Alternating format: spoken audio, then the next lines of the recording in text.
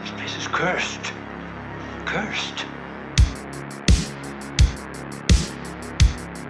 We all go a little mad sometimes. There's a formula to it. A very simple formula. I saw the boogeyman. I saw him outside. What's your favorite scary movie? Hey everybody, welcome to a brand new episode of Tomb of Terrors with me, Old Man Brad. Whether you are new to the show or returning for another episode, thank you so much for giving me a listen. If you love the show, drop me a review on your favorite podcast app, or you can become a patron, patreon.com/oldmanbrad. Make sure you follow me on Letterboxd. Just look up Old Man Brad. You can see all my watches. But it is time to kick off my year of Paul Naschy. I mentioned this in previous episodes. All this year, once a month, I will be releasing one new film from Paul Naschy. And I also have other films I will talk about on Patreon. All the episodes over here will have a guest each month. This episode will be the only one without a guest. It seemed like a fun thing to dive through. I can give you the history of kind of how I came across wanting to do Paul Naschy films. A couple years ago, I got into Spanish horror with the Blind Dead series and started looking up more Italian horror, Spanish horror, just foreign horror in general. I got hooked on the Italian giallo, and then I got hooked on many Spanish horror movies, gothic horror, and I came across some Paul Naschy films. One of them in particular, Horror Rises from the Tomb. It kind of came across because I went on this rabbit hole of Tombs of the Blind Dead adjacent films, and I came across Horror Rises from the Tomb, watched it, and I was like, who is this guy? I looked up the actor, Paul Naschy, and saw he's been in, I think, close to 120 films. Wrote and directed a lot of films, and then came across, he's done a ton of werewolf movies, just monster movies in general, such as the one I'm going to talk about today, Frankenstein's Bloody Terror, originally released as The Mark of the Wolfman. We'll dive into that in a minute. But then I started picking up some of his werewolf movies, some of his other movies, and I was like, you know what? Let's do a series. So all this year in 2026, I'll be talking a Paul Naschy movie each month. I have all my guests lined up for the rest of the year, and it's going to be such a blast. So this first one we're going to talk about is the first movie he wrote. And here in the United States, it was released as Frankenstein's Bloody Terror. It was originally released as Mark of the Wolfman, La Marcara del Hombre Lobo. Came out in 1968. It's gone other names such as Hell's Creatures, The Knights of Satan, The Vampires of Dr. Dracula. And this is a movie, I picked it up on Blu-ray. Kino Lorber did a restoration Blu-ray of the U.S. version of the movie. The U.S. version of the movie is shorter than the original release. I think it's about 10 to 15 minutes shorter than that original release. So I'll kind of talk about the Blu-ray itself, what's on the Blu-ray, the film, all those things, and just tell you what I thought of it and what will be coming next month. So let's do it. Let's dive into Frankenstein's Bloody Terror. It's here. It's alive. It's moving. It's coming this way. It's the wolf monster. A new ghastly creature from the world of darkness, evil, and horror.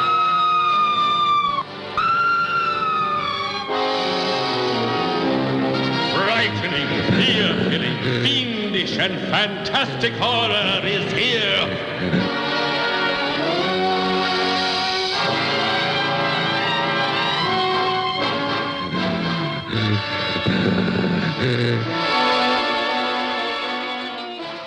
A man suffers from the curse of lycanthropy and seeks out the aid of a German doctor and his wife who are experts in the occult. Unknowingly, the cursed man has summoned two vampires instead, who have sinister plans of their own for the werewolf.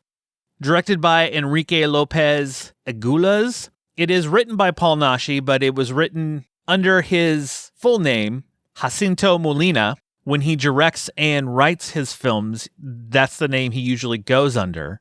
The studio wanted him to change his name to be something a little more marketable to U.S. audiences and other audiences. So that's where he went with the name Paul Naschy. He will be known as Paul Naschy, starring in the movies, but writing and directing a lot of the time, it's Jacinto Molina. So he wrote the screenplay for this film in 1968. Originally, they wanted to get Lon Chaney Jr. to come be their Wolfman in this movie. But unfortunately, he couldn't, due to health reasons, couldn't travel. The distributors ended up, wanting him to be in the movie. And that's where they wanted him to change his name to something a little more marketable. This movie came out in 1968 in Spain. It didn't come to the United States until 1971. And when it came to the United States, the distributor who picked it up changed the name to Frankenstein's Bloody Terror, and the first reel of the film, they cut it up. So Frankenstein's Bloody Terror, the whole beginning of it's kind of weird when you watch it because I wasn't expecting it. The whole beginning of the movie, it's almost like a montage. So Frankenstein or Frankenstein's monster does not show up in this movie, is not in this movie anywhere at all. So the title Frankenstein's Bloody Terror is misleading. That original title, Mark of the Wolfman, makes perfect sense. But they wanted to distribute it out as a double feature with Frankenstein versus Dracula, another film, that they changed the title. They recut the beginning, and the beginning is almost like a highlight of some of the scenes talking about how Frankenstein, how he's connected to the Wolfstein family, trying to connect it to be a Frankenstein film so they could play it with this double feature. And the Blu-ray of Frankenstein's Bloody Terror, it has the original beginning of the movie that you can watch separately, kind of as a deleted scene, so you can see how the whole first probably 15 minutes of the movie was before they recut it into this shorter piece with a voiceover talking about the Wolfstein family and this curse and everything else. Going in, I really didn't know much about it. I know Paul Naschy, he plays the character Count Valdemar Daninsky, which he ends up playing this same character, the same Wolfman character, that same name over, I think it was 13 films. Well, 12 films, and he claims that there was another one that was made. It's listed as a lost film. Nobody has ever seen it. He's the only one to claim it was done. It was like a sequel to this, but it's never been found, never been released. So people just think it never was. If you count that one, he plays this character 13 times. Ones that were actually released, it was 12. I think one of them, he's only a cameo or whatever in it. And there will be a few throughout this year, a few of him playing this character that we will be talking about, because he does play a Wolfman quite often. There are other films where he'll play, I think, Frankenstein in one. There's other where he was called like the Spanish Lon Chaney. So he would play many monsters in many films. This one, you start off, I don't know, a lot of this movie is kind of weird. It somewhat jumps around a bit. And I will say I read that originally Paul Naschy wanted Barbara Steele to be in this movie, but they ended up going with somebody else, which would have been awesome if you would have had her in it, because I've come to love a lot of her films. But anyway, this movie, one of my favorite parts is at the beginning. You kind of have these gypsy characters that end up in this crypt, the crypt underneath the castle Wolfstein, because they want to try to connect it to Frankenstein as much as they can, and it makes me chuckle. Amir Wolfstein, he sleeps under the castle, and they break in, they drink the wine, they're drunk, they go down, and he wakes up, kills them, ends up at a neighborhood village, and ends up coming across Valdemar Daninsky and attacks him. They end up killing Amir, and Paul Naschy becomes a werewolf. And then throughout this, like, he has these friends that are trying to help him. He's in love with this woman. They call in these specialists that will help him with what's going on. And what's really funny is when they show up, they are like the epitome of vampire people. Like, they come off the train. The way the scene is shot, it's really cool because it's all dark and shadowy with like fog rolling, but they're all dressed in black. The man is in his black suit. She's in this full black dress. And you just look at him, you're like, yeah, they're vampires. You could just tell right off the bat. And of course, they end up fighting Valdemir. At one point, one of the kills is cool because he kills her in a coffin. And the way it's shot, because you could tell it's almost like a dry ice that comes up under her as he stabs her. And then there's this big fight with the other vampire at the end. But for the most part, this movie unfortunately didn't age well.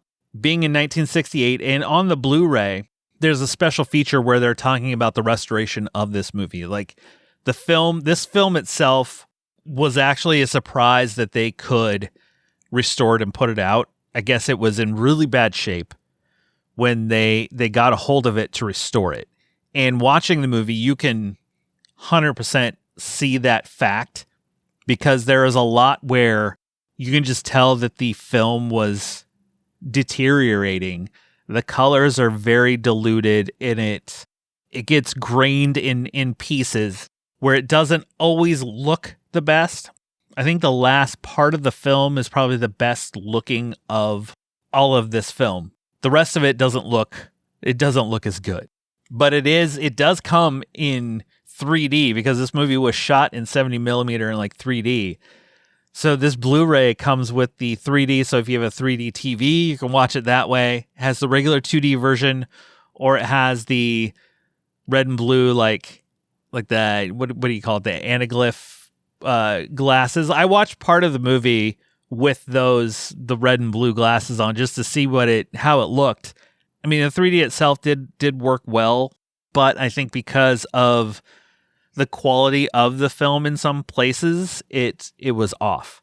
So I only watched about half the movie that way, and then I took them off and watched the regular version the rest of the way.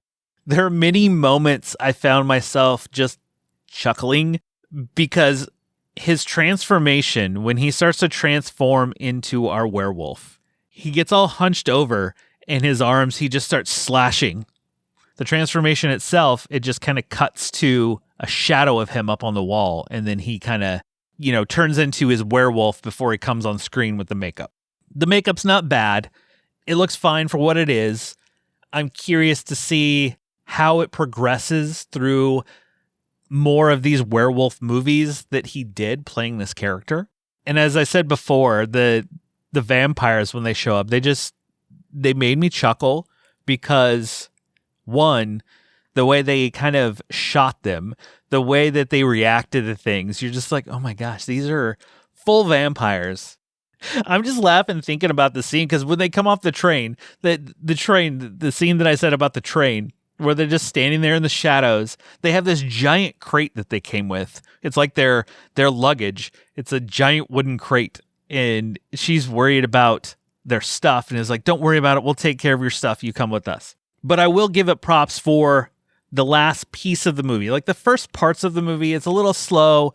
He's figuring out this werewolf thing. And the last part, they really started to play with colored lighting, playing with shadows, making it a lot more gothic feeling than it was. And I don't know if that was because I feel like the last part of the movie, maybe the film itself in this restoration was in better quality than the beginning of the film, because the beginning of the film, there are many pieces where it looks really rough. Like it looks like it's a black and white film that has been colorized.